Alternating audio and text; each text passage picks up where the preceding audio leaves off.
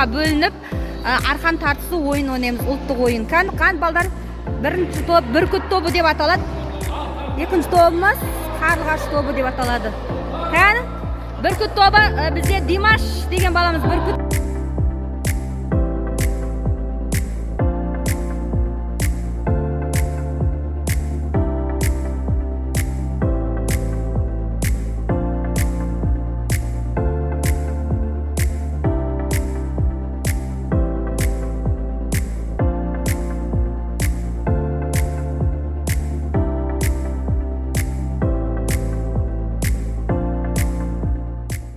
Бүгінгі бізде математикада сандар тақырыбымыз сандарды қосып алу.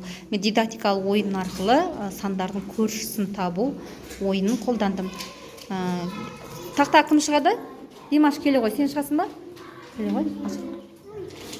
Сандарды, қандай сан? 3 саны, қандай саны жоқ бізде? 5-тің артында қандай сан тұрады? Келесі санымыз 9 саны жоқ екен, жарайсың. Тамаша.